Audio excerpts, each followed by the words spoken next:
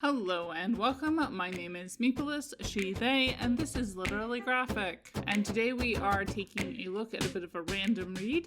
Basically, I saw Save It for Later, Promises, Parenthood, and the Urgency of Protest by Nate Powell on my library's new acquisition page and was very intrigued. Content notes for hate symbols, military, and tear gas. Going into this book, knowing very little, I didn't realize that Nate Powell was part of the creative team who wrote the March trilogy with John Lewis. He's also known for his 2008 graphic novel, Swallow Me Whole. He's also moved a lot and lives with his family in Bloomington, Indiana. As far as keywords go, division, trolls, family, childhood, learning, civil rights, anti-black racism, Punisher, nonfiction, personal essay, and Republicans.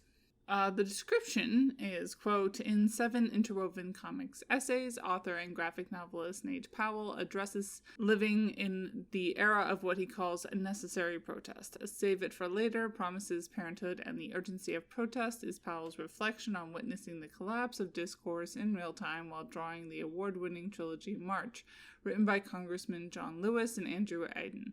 This generation's preeminent historical account of nonviolent revolution in the civil rights movement. Powell highlights both the danger of normalizing paramilitary presence symbols in consumer pop culture and the roles we play individually as we interact with our communities, family, and society at large. Each essay tracks Powell's journey from the night of the election, promising his 4-year-old daughter that Trump will never win, to the reality of the authoritarian presidency, protesting the administration's policies, and navigating the complications of teaching his children how to raise their own voice in a world that is becoming increasingly dangerous and more polarized. While 6 of the 7 essays are new, unpublished work, Powell has also included About Face, a comic essay first published by Popula Online that swiftly went viral and inspired him to expand his work on Save It for Later.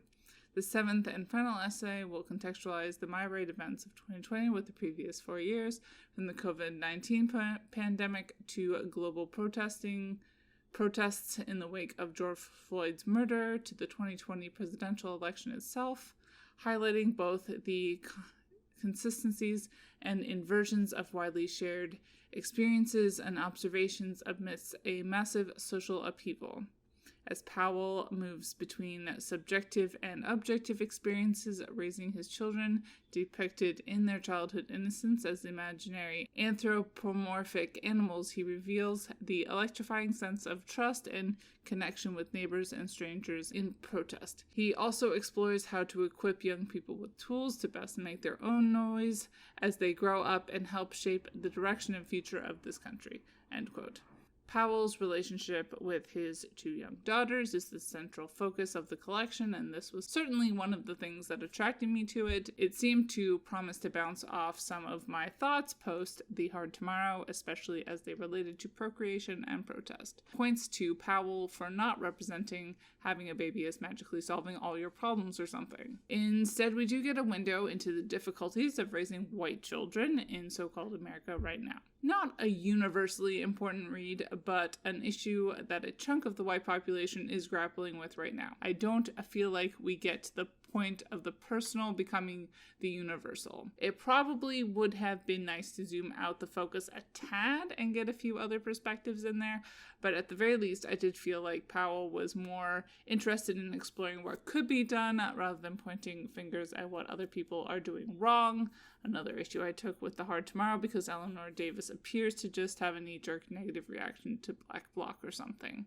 I was left wondering at points why Powell was not becoming more actively involved beyond sign carrying, but then I wondered if I was projecting my concerns of not doing enough myself. One of my biggest concerns as I started this book is that ultimately it would try and depict the bad things Powell is dealing with as being uniquely 45's fault. I did not feel like this played out. If I had to guess, I would guess that the rise of 45 and Powell's work on March did bring the injustices of so-called America more into the light for Powell, so that is certainly part of the narrative, but the election of the 46th president did not appear to be the solution, which is definitely a plus. The artwork was one of my favorite parts of the book, honestly. The subdued, almost autumnal color scheme was delicious, and as you can see, many color on black background pages. The layout was standard, but in a way that really adds emphasis to the times it's broken. The choice to depict his two daughters as furries did strike me as a bit odd at first, especially because I wasn't positive what genre I was reading, and I had to double check. Tracking down Powell's own thoughts on his choice via Columbus Alive. Quote, "My experiences are very intertwined with the experiences of my entire family, but since they don't have the agency to determine what role they play in how I represent those experiences, it sat a little better with me to have that one step of remove," Powell said of the decision to draw his daughter as a mythic creature. But the other function is on the readership end. If one of my basic concepts behind making the book is that these are not necessarily unique experiences, but are more broadly shared by a majority of American families, then hopefully when a reader picks up the book, they won't be seeing my children, but rather their own children and their own family lives and experiences. This is one of the unique strengths of comics. There are so many ways in which you can increase the ability of a reader to project themselves into the text, which fosters empathy in quiet, nonverbal ways that are often more easily accepted by the reader, end quote. The text layout and word choices were also on point. Moving on to representation, as a book very focused on one person and their experiences, it's fairly one note. It's also largely focused on discussing the history of whiteness in so-called America, which is a good choice in my humble opinion, but I really feel like it would have been nice if Powell included more other people. To conclude, lots of skill, not a lot of new content for me personally. A good read for all who intersect identities with Powell, 3 out of 5 stars. Bye y'all, keep reading and resist white supremacy. And as always, Literally Graphic is created on land that should be given back to the traditional landholders, which in this case is, to my knowledge, the Mississaugas of the Credit First Nation, Anishinaabe people, the Haudenosaunee Confederacy, and the Huron-Wendat Nation.